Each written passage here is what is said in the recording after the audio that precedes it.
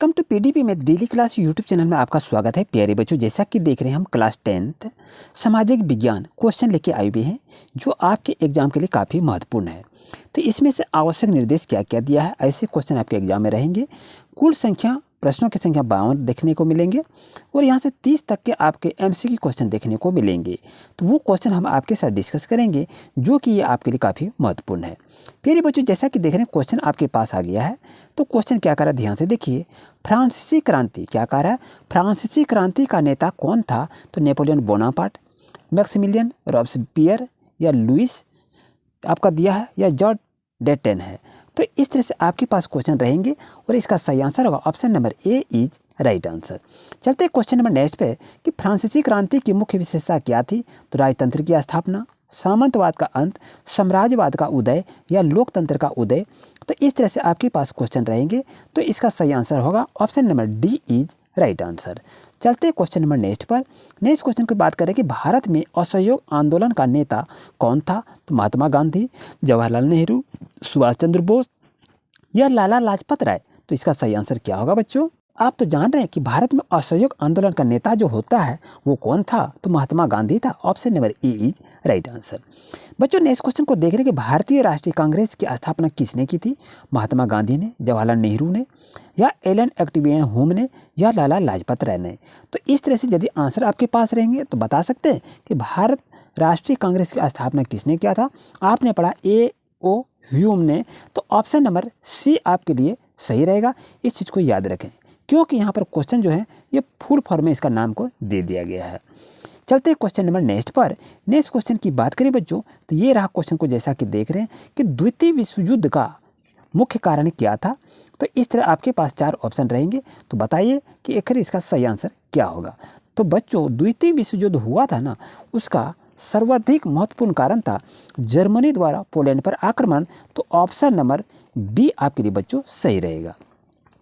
जैसा कि क्वेश्चन को देख रहे कि भारतीय उद्यमी जिसने पहली भारतीय जूट मिल की स्थापना की थी वो कौन थे? तो आपके पास इस तरह से 4 ऑप्शन दिखाई दे रहा है। आप बता सकते हैं कि आखिर इसका सही आंसर क्या होगा। तो बच्चों, इसके लिए सही आंसर होगा ऑप्शन नंबर ए।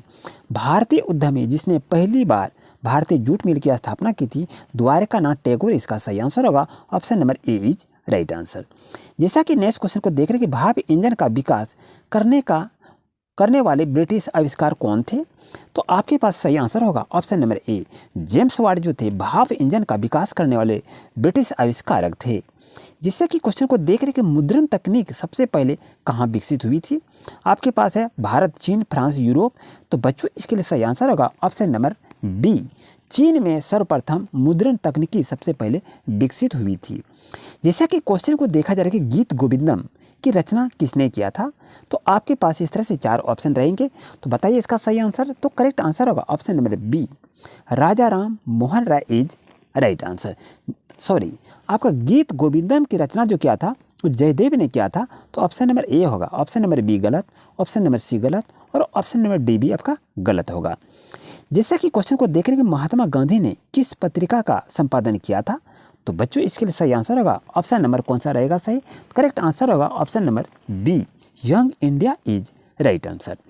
जैसे कि क्वेश्चन को देखा जा रहा है कि भारत छोड़ो आंदोलन कब हुआ था? 1942 में, 1943 में, 1944 या 1945 में। तो बच्चों, इसके लिए सही आंसर होगा ऑप्शन नंबर ए। 100% आपके लिए सही होगा। 1942 में भारत छोड़ो आंदोलन हुआ था। जैसा कि क्वेश्चन को देखा जाए कि बाघ परियोजना की शुरुआत कब हुई थी? तो आपके पास इस तरह से 4 ऑप्शन है। तो सही ऑप्शन को बताएं क्या होगा। यानी बाघ परियोजना जो हुआ था वो कब हुआ था? तो वो 1973 में हुआ था। ऑप्शन नंबर बी आपके लिए सही रहेगा। जैसा कि क्वेश्चन को देखा जाए किस प्रकार की मिट्टी में कंकड़ की मात्रा अधिक होती है? तो आप बता सकते हैं बच्चों कि सही आंसर क्या होगा। तो करेक्ट आंसर होगा ऑप्शन नंबर बी, बांगर जो होते हैं उसमें कंकड़ की मात्रा अधिक होती है। जैसा कि क्वेश्चन को देख रहे हैं चौकदे में कि काली मृदा किस नाम से जाना जाता है? तो जलोढ़ मिट्टी के नाम से, या आपके पास है रवादार में, या रेगुर या बांगर। तो इस तरह से आपके पास ऑप्शन रहेंगे। तो सही ऑप्शन को बताना है। तो करेक्ट आंसर होगा ऑप्शन नंबर सी, रेगुर के नाम से जाना जाता है। बच्चों क्वेश्चन देख रहे हैं कि सुंदरवन राष्ट्रीय पार्क किस राज्य में स्थित है, ये आपसे क्वेश्चन को पूछा गया है। तो बच्चों इसके लिए सही आंसर होगा आपका ऑप्शन नंबर ए, पश्चिम बंगाल में सुंदरवन राष्ट्रीय पार्क स्थित है। जैसा कि क्वेश्चन को देख रहे हैं कि नर्मदा बचाओ आंदोलन संबंधित है, किससे संबंधित है, आपके पास इस तरह से 4 ऑप्शन रहेंगे। तो बच्चों इसके लिए सही आंसर होगा ऑप्शन नंबर ए, सरदार सरोवर परियोजना से नर्मदा बचाओ आंदोलन संबंधित है। जैसा कि क्वेश्चन को देखा जा रहा है कि जल किस प्रकार का संसाधन है, तो आपको बताना है कि इसमें से 4 ऑप्शन में से सही ऑप्शन को चुनते हुए चलना है। तो सही आंसर होगा ऑप्शन नंबर सी, नवीकरणीय संसाधन है जल। आई होप आपको अच्छी तरह समझ में आ गया होगा बच्चों। नेक्स्ट क्वेश्चन को देख रहे हैं कि श्रीलंका का राजकीय धर्म क्या है, ये आपसे पूछा गया है। तो आप जानते हैं, तो करेक्ट आंसर इसका आंसर होगा बौद्ध धर्म इज राइट आंसर। यानी श्रीलंका का राजकीय धर्म क्या है, बौद्ध धर्म is right answer. Question number 19 की बात करें कि बेल्जियम में डचों की आबादी कितनी प्रतिशत है, 57%, 58, 59 या 60%।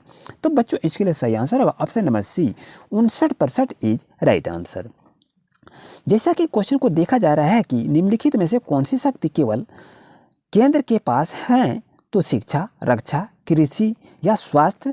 तो इस तरह से 4 ऑप्शन आपके पास देखने को मिलेंगे और सही आंसर होगा, यानी शक्ति की यदि बात कही जाए केंद्र के पास, तो उसके पास क्या रहता है, तो करेक्ट आंसर होगा रक्षा की शक्ति उसके पास आता है। ऑप्शन नंबर बी आपके लिए सही रहेगा।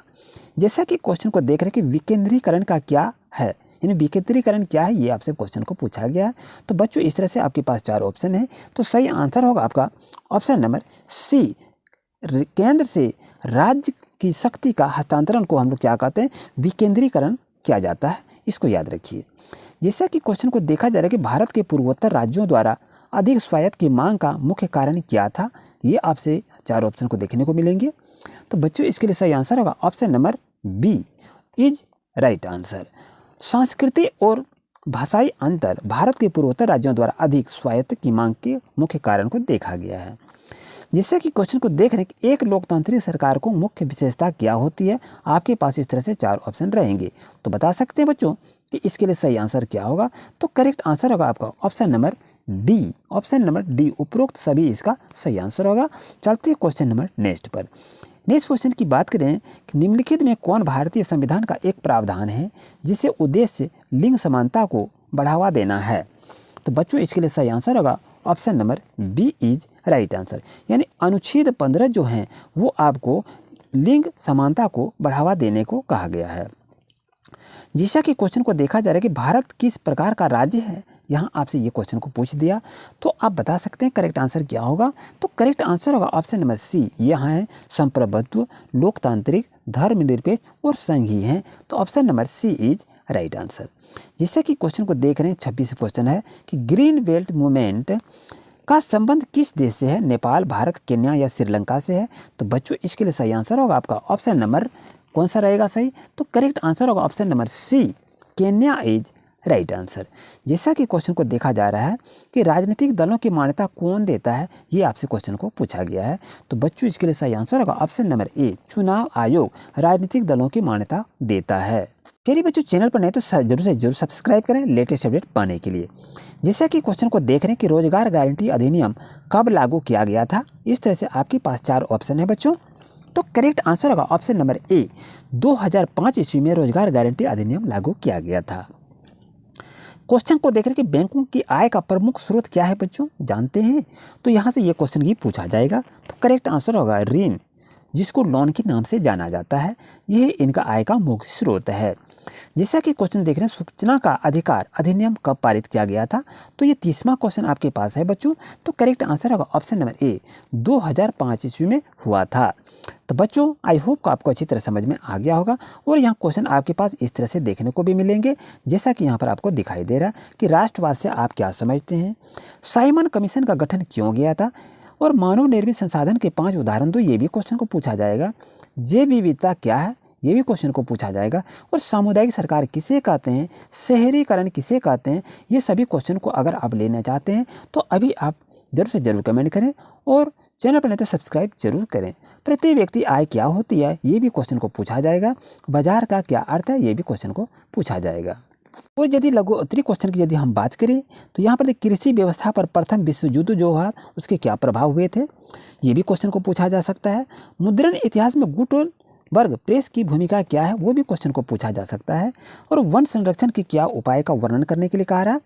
और मोटे अनाज से क्या तात्पर्य, ये भी क्वेश्चन को पूछा जाएगा। तो बच्चों ऐसे क्वेश्चन को जरूर से जरूर ड्रिल कर लें।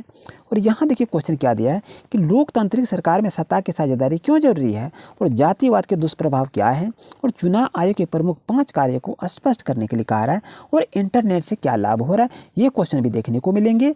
और अंत में क्वेश्चन आपके रहेगा कि दीर्घ उत्तरी प्रश्न, लॉन्ग टाइप क्वेश्चन, जो आपके पास इस तरह से दिया रहेगा।